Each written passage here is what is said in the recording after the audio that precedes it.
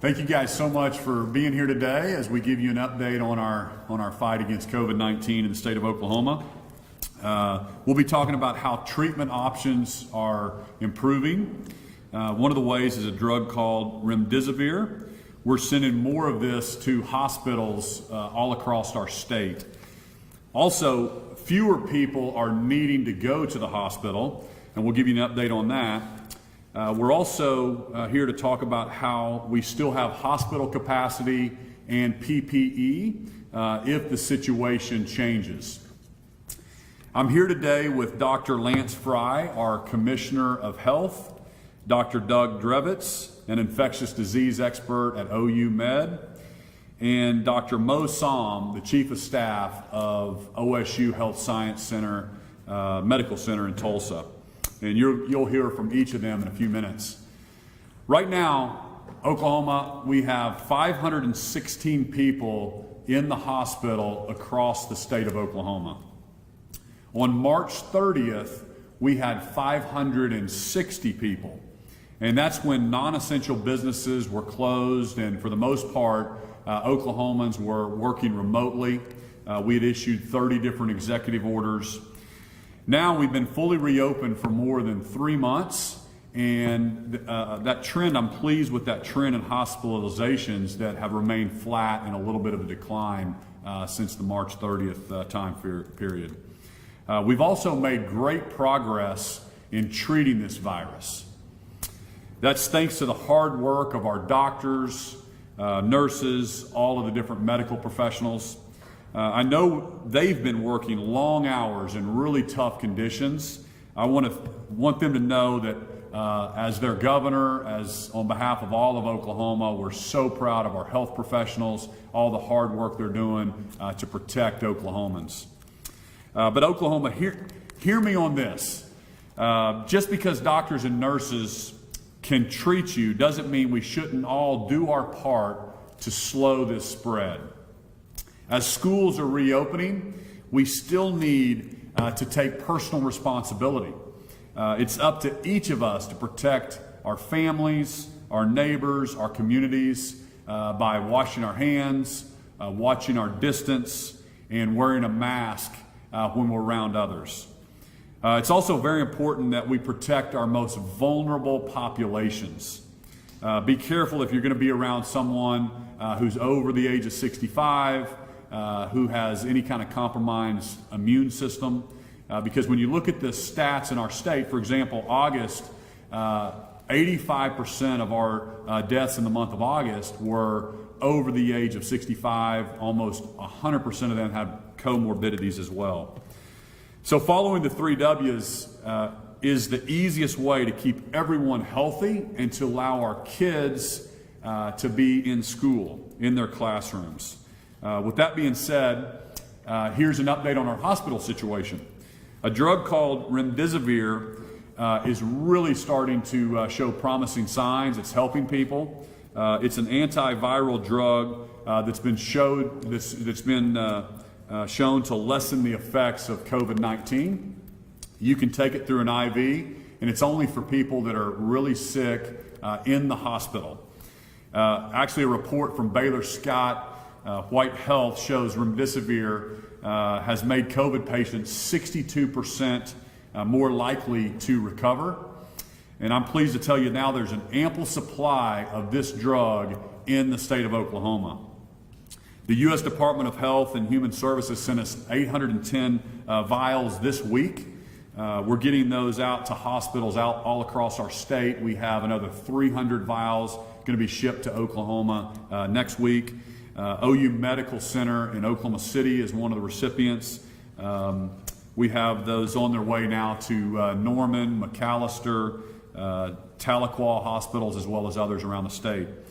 We've also removed some red tape and are allowing hospitals to request it based on their needs, and I'll let the doctors tell you a little bit more about that. We're seeing positive trends. Also, something else I'm very pleased with, we're seeing some positive trends in the percentage of people who need to go to the hospital. At one point back in April, 25% of our active cases, and it's something that the health department and myself really track closely, is the active cases in the state of Oklahoma. Currently we have about 11,000 active cases. That's somebody that's currently positive within the last 14 days. So in other words, they haven't recovered. We have about 60,000 or more Oklahomans that have recovered. But on the active cases back in April, 25% of those active cases were in the hospital. That's gone down all summer. It was less than 10% in the month of August, and now for the last 3 weeks, it's been actually below 5% of our active cases are having to be hospitalized. These trends are encouraging, but we have to continue to stay proactive in our responses. We have more hospital capacity and more PPE if the situation changes. And I'll ask the Commissioner of Health, Dr. Lance Frye, to give us an update on some of the hospitalizations, some of those treatments as well. So, Dr. Frye.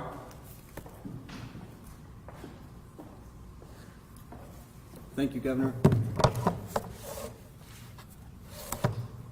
It's great being with you this morning and being able to share updates on Oklahoma's continued response for COVID-19.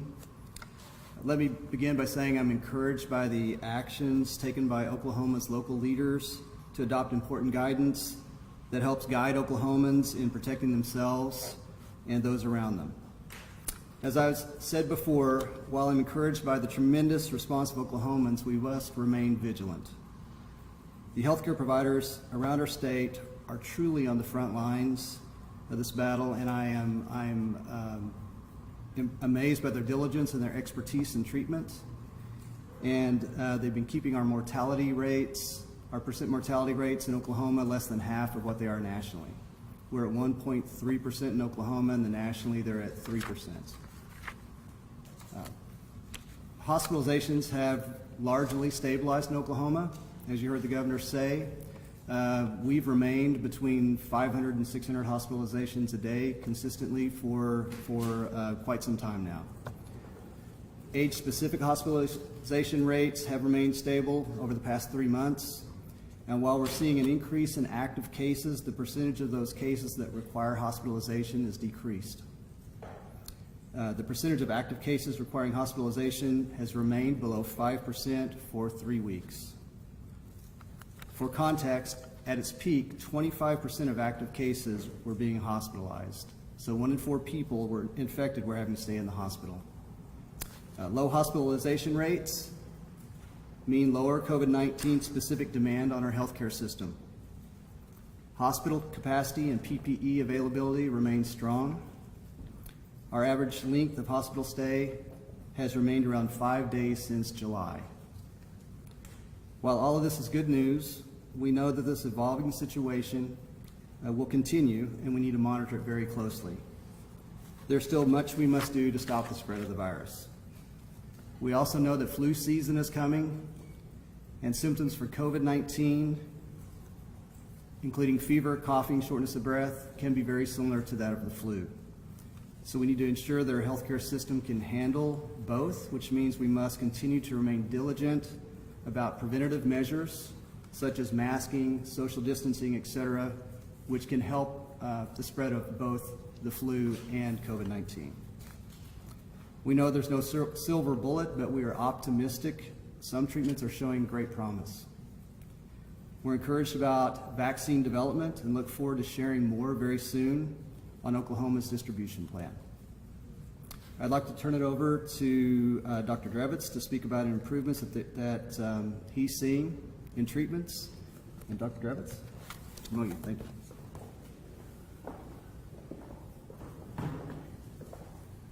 Thank you, Commissioner Frye. Thank you, Governor, for asking me to be here.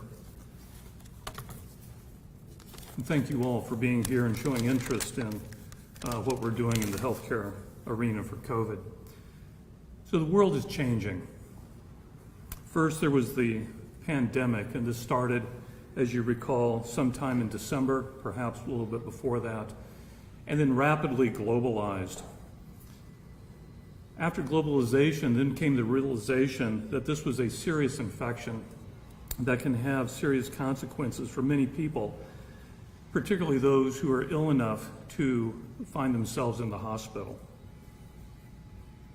Now we are using hard-won experience that was gained in the spring to improve outcomes of people who are hospitalized with COVID.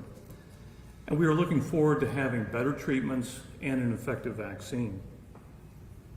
Right now, we are using antiviral agents such as remdesivir and anti-inflammatory agents like dexamethasone to improve outcomes. And as you already heard from Commissioner Frye, the crude mortality rate in Oklahoma now is under 1.5%. My recollection is that in the spring, somewhere around March, April, May, it was hovering around 5%. So that's a real change.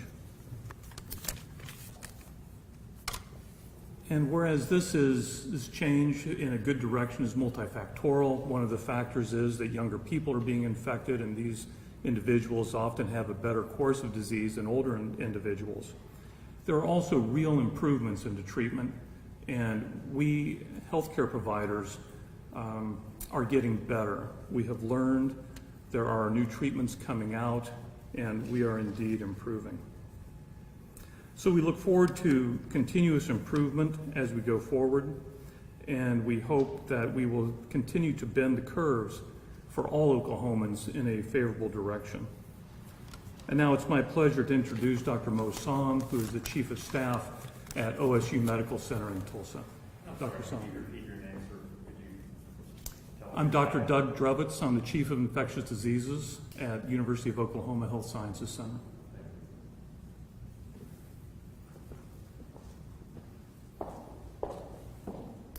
Thank you, Dr. Druvitz. I want to echo everything that everyone's actually said here, from Governor Stitt to Commissioner Frye to Dr. Druvitz, as far as having to do our due diligence in order to make sure that Oklahomans are protected, which includes the preventative measures that we hear about so frequently, as far as social distancing, wearing masks when you're in public, and keeping your distance.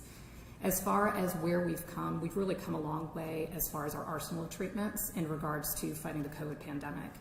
Dr. Druvitz and Governor Stitt both mentioned remdesivir. And so just a little bit of background, remdesivir actually has what we call emergency use authorization by the FDA. The FDA does not give emergency use authorization freely, and they give it in times such as this when we have very, very few treatment options and the need for medication is very, very great.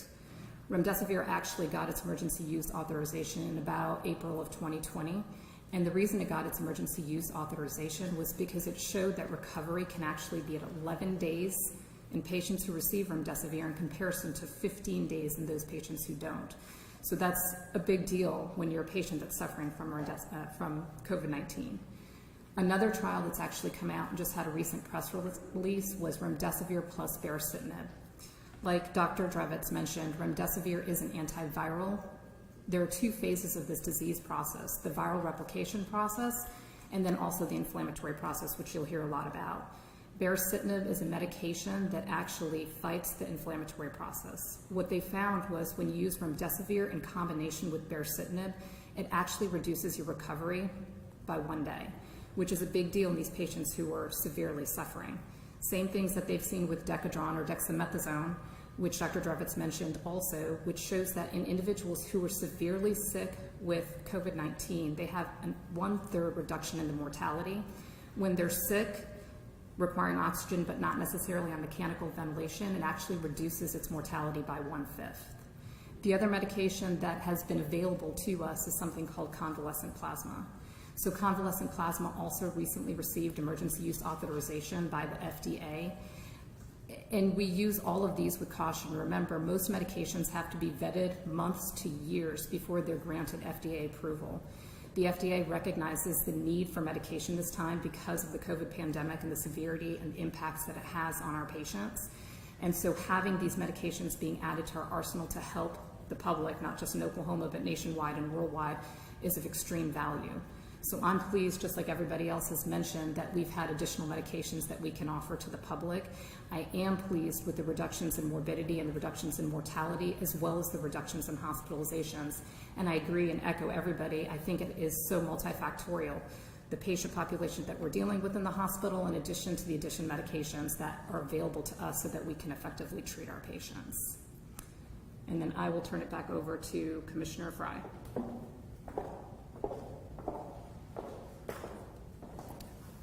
Thank you, Dr. Somm, Dr. Drevitz, and thank you to yourselves and all the healthcare workers out there for all the work they're doing in this fight against COVID-19. You've heard a lot of good news, and while we're very optimistic about this and very pleased with it, I just want to remind Oklahomans that they have to remain vigilant in this and continue to do their part in continuing to fight the battle against COVID-19.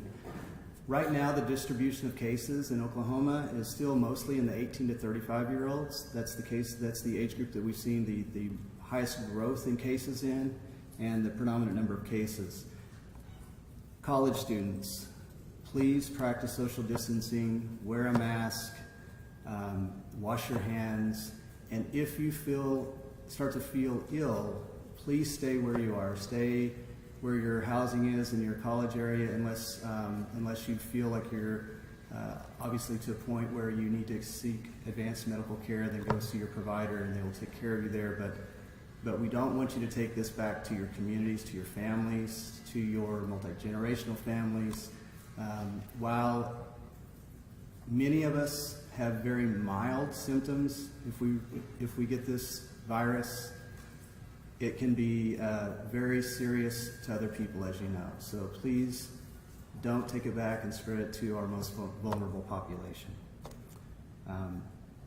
So Oklahomans, we must continue to do our part. Make sure we wear a mask, stay physically distant, and wash your hands. With that, I'm going to turn it back over to you, Governor. Thank you, Dr. Frye. As you've heard today, Oklahomans can feel confident that the treatments for COVID-19 are improving. We can also feel confident that hospitalizations are on the decline, and the hard work of our talented medical professionals is really paying off. And again, I just want to thank the hard work of our nurses, our doctors, all the medical professionals for doing such a fantastic job of taking care of Oklahomans. But just to echo what Dr. Frye said, the best way to thank them is for us all to do our part to protect our state, and that's to wash our hands, watch our distance, wear a mask when we're around others, and make sure that we are protecting our most vulnerable population. So if we all work together, we're going to be able to keep our kids in school and keep Oklahoma open for business. So let me open it up to a few questions for myself or the medical professionals here. Yes, sir. How is the federal government allocating the supply of remdesivir? Is it going to states that have higher hospitalizations, higher active cases? How's that working? Can we take that one, Dr. Frye? Well, I'm not sure exactly how they're doing that, but if it's typical with the other things that we've seen, they're sending it to places where it needs to be allocated, where they have the need for it. Presumably there's a limited supply at the national level, right? Yes. They've talked about that with the vaccine as well, that they would probably do it in a phased approach where they would send that to places that have more shelters, like where there may be wildfires or hurricanes, et cetera, to start off with, and then move throughout the rest of the nation. So. What is the shelf life of the drug? How quickly is that to be used before you jump in? Do you know what the shelf life is?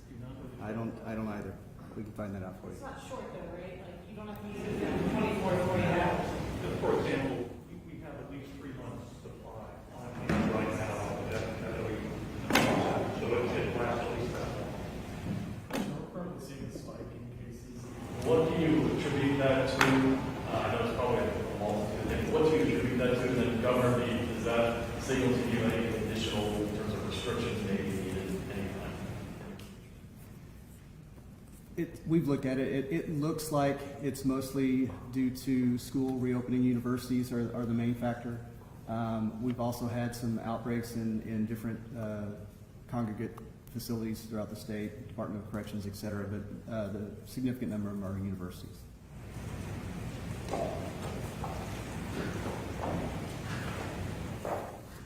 We obviously look at all the data, and we also are focused on the hospitalizations, and with the hospitalizations being around 516 and being a flat situation, we're monitoring that on a close basis. And if you think about it, this is something Oklahomans, I'd love for Oklahomans to know. In California, for example, we still have fewer cases in California per capita, and they've been shut down. So you've got to remember, Oklahoma has been fully reopened with no restrictions since June 1st, and the hospitalizations are flat, and that was what we tried to do in the very beginning.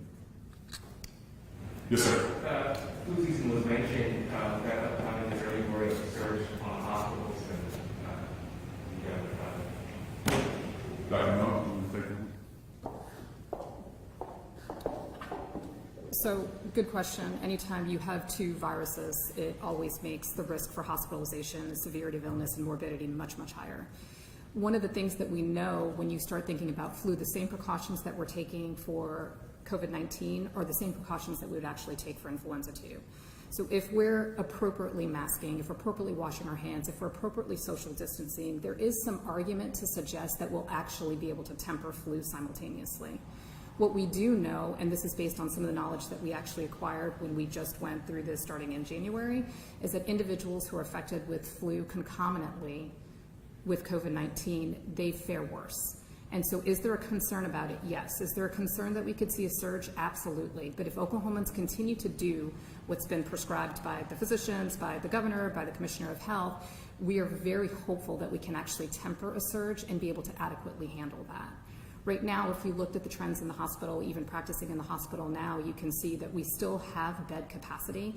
That doesn't mean that we do whatever we want so that we can fill the hospital. Really remember that preventative measures is what's going to get us through this entire pandemic when it's seen simultaneously with influenza. you say worse, do you mean potentially more deadly? Yes, and that really depends on, again, remember the demographics that we're very concerned about. We're concerned about those individuals that are older than the age of 65, the vulnerable populations. Those have immunosuppressed statuses, and those who have multiple comorbidities. So the things that we look at, obesity, diabetes, hypertension, et cetera, if those individuals get infected both with influenza and COVID-19, you're 100% correct, their mortality can be predicted to be higher just by the nature of having two infections simultaneously. Commissioner Frye and Governor Stitt, I have a question for both of you. Yesterday, The Hill published a story that talked about an email that former state epidemiologist Dr. Wendelboe had sent prior to President Trump's rally in Tulsa. And he basically warned that it was going to be a question of not if people might die if they attended the rally, but how many people might die.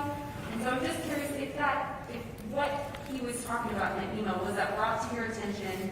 And if it was, why was that not brought to the attention of the public?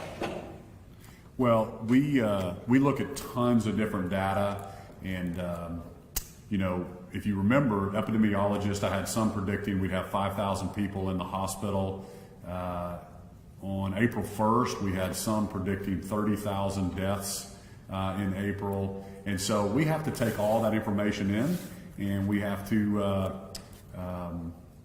do the best we can, and that's why we're transparent with all the data in Oklahoma. The other thing is, before that Trump rally, we were very clear. I told anyone that was over the age of 65 or that had any compromised immune system, they were safer to stay home and watch that event on TV. We had the event, that was a couple months ago, and I can let Dr. Frye give you his comments on that.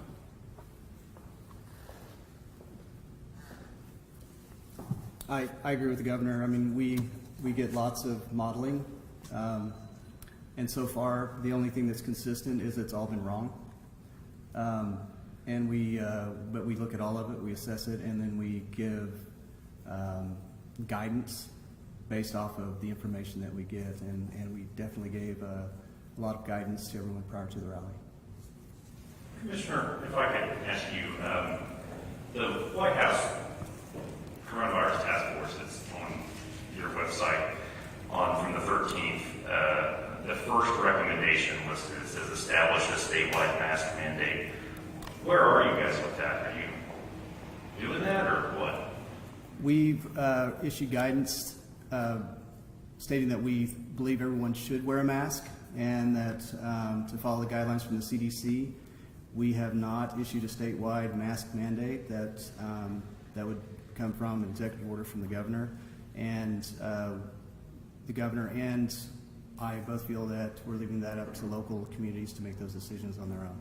But Governor, isn't this from the Trump administration? I mean, I think you and the president are pretty close. You guys speak a fair amount.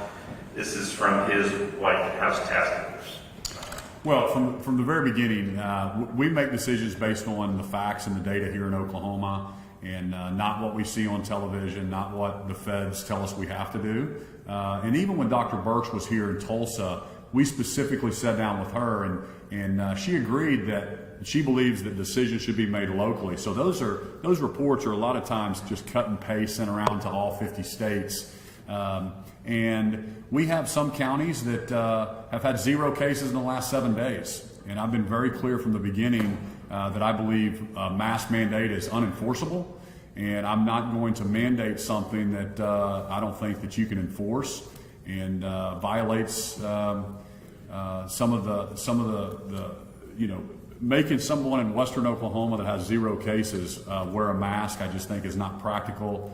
But again, we believe, like Dr. Frye said, some of the local communities that have decided to do that, we applaud that. We think that's a local decision, and I'm not going to mandate that statewide because I don't think there's a one-size-fits-all approach to this virus.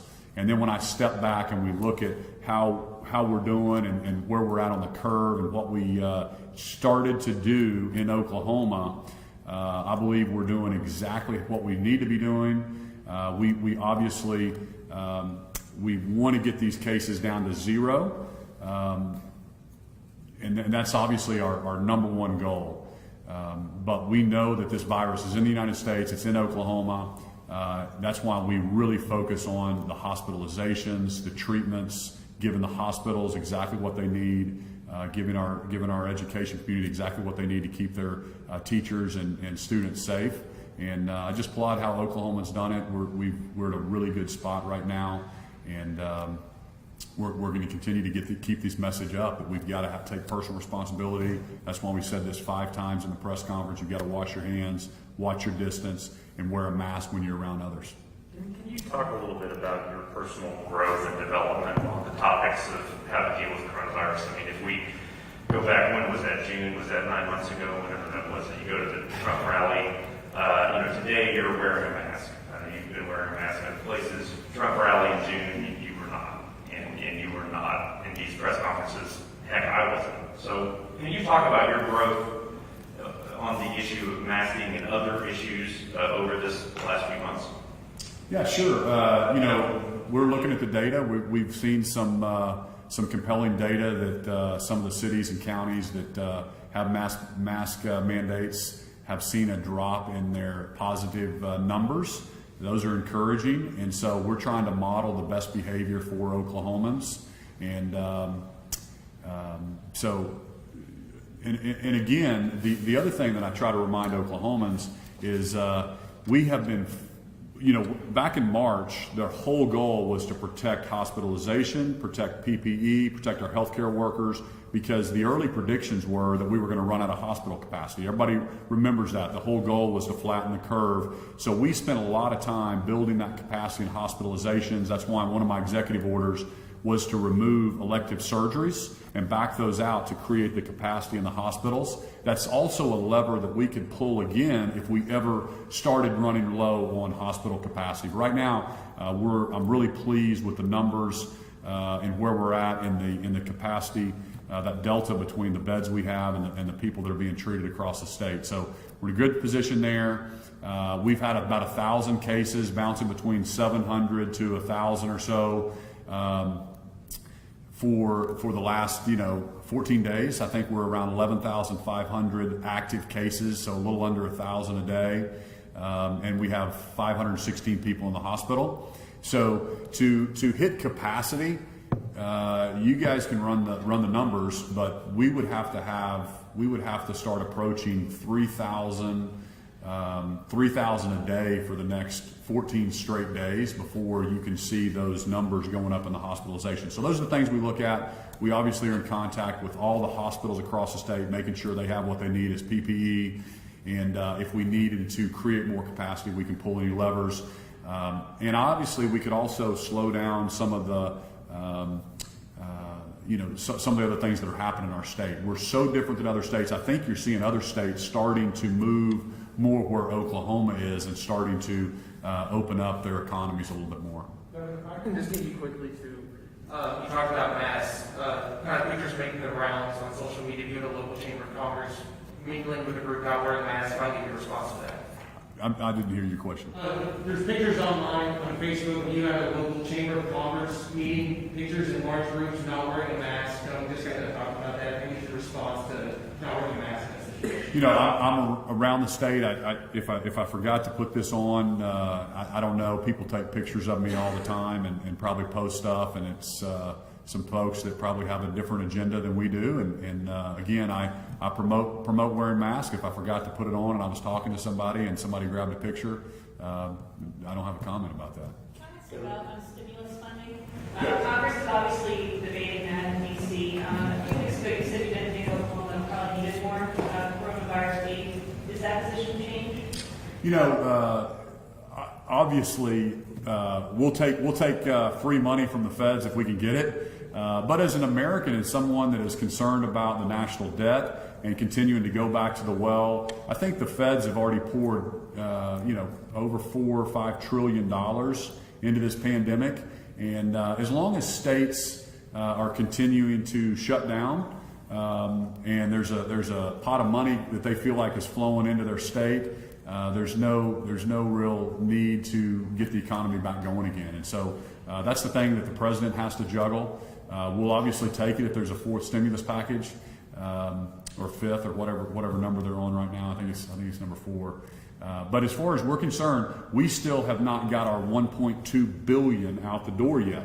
So we've got about $600 million out the door to our different state agencies, to the cities, the counties, the businesses that have been affected by this. And so my whole point with my response when the president and his team asked for my opinion, it's let's get this money out the door first before we go back and borrow another $2 trillion from our children and grandchildren, and then put that back out to let's see how this first three stimulus packages work before we go back to the well again.